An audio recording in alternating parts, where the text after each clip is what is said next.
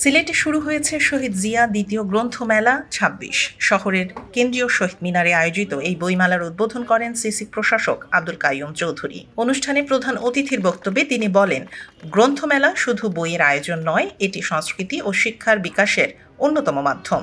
কমল সাহিত্য পরিষদ কর্তৃক আয়োজিত বইমেলার কিছুক্ষণ আগে আমরা শুভ উদ্বোধন ঘোষণা করলাম। এখানে আমার ডানে বামে কবি সাহিত্যিকরা আছেন এবং বিশেষ করে সিলেটের সংস্কৃতি অঙ্গনে যে সকল বিশিষ্ট ব্যক্তিরা সকলেই এই বইমেলায় সম্পৃক্ত। তিনি আরও বলেন, দীর্ঘ ১৭ বছর দেশে গণতন্ত্র অনুপস্থিত ছিল, তবে দীর্ঘ লড়াই সংগ্রামের মাধ্যমে জনগণ আবারও গণতন্ত্র পুনরুদ্ধার করেছে।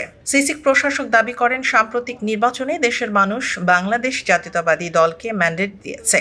তিনি বলেন, শহীদ রাষ্ট্রপতি জিয়াউর রহমানের উত্তরসূরি তারেক রহমানের নেতৃত্বে দেশকে এগিয়ে নিতে হলে প্রয়োজন সবার সম্মিলিত সহযোগিতা।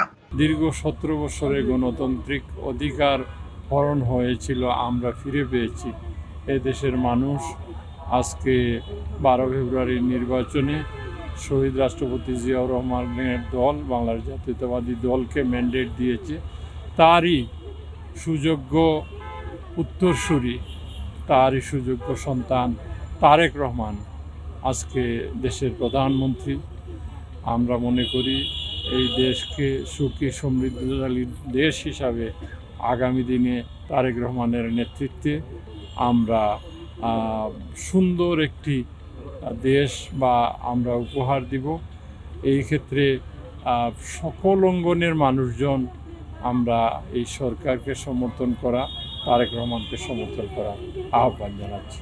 আব্দুল কাইয়ুম চৌধুরী আরও জানান, পারিবারিকভাবে কমল নামে পরিচিত ছিলেন শহীদ জিয়াউর রহমান। তার নামানুসারেই গড়ে উঠেছে কমল সাহিত্য পরিষদ। প্রাণের নেতা শহীদ রাষ্ট্রপতি জিয়াউর রহমানের যেই নামটি, ওনার পারিবারিক ছোট নাম ছিল কমল, সেই নাম অনুসারে এই সংগঠনটি তারা প্রতিষ্ঠা করেছে। প্রতি বছরের মতো এবারও এই সংগঠনের আয়োজন করা বইমেলার শিক্ষা ও সংস্কৃতির বিকাশে গুরুত্বপূর্ণ ভূমিকা রাখবে বলেও আশাবাদ ব্যক্ত করেন তিনি।